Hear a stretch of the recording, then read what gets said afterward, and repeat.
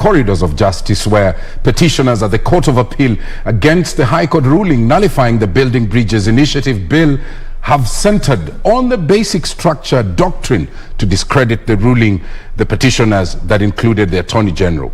The BBI, Secretariat and Raila Odinga held the view that the 2010 Constitution was not entrenched on eternity clauses that cannot be amended.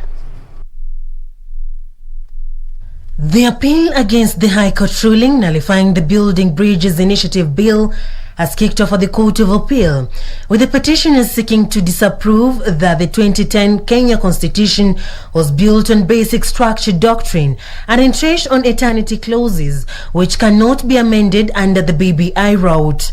The AG is also against the ruling by the High Court stripping the President of his immunity in the execution of his mandate and barring him from initiating a popular initiative. It is simply a call to this Honorable Court for the restoration of the people's sovereign will. Through our appeal, my lords, my lords, we invite this Honorable Court to affirm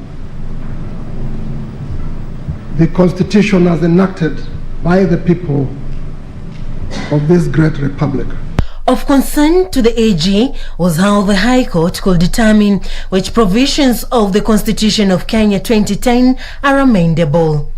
1. The learned judges ignored decisions to the effect that Chapter 16 provides adequate means for amending the Constitution. The purpose of referendum is not to legislate. In the result, if the bill is not approved, then that is the end of the matter. Even if some parts are approved and others are not, the bill fails. My Lord, it is a principle of interpretation of the Constitution that the court cannot declare a provision of the Constitution to be unconstitutional. Raila Odinga questioning the High Court understanding of public participation and how it should be structured. And if ever the court thought about context and about what the Constitution making was all about, it was to provide a lasting peace and a form of governance that would create a truly democratic and just society. The petitioners also questioned the viability of a single multiple referendum questions, issues of voter registration, quorum of the Independent Electoral and Boundaries Commission, and the adequacy of legal infrastructure to support signatures. Because there is only one law that man cannot change, and that would be the law of God. It's the only one that you must obey.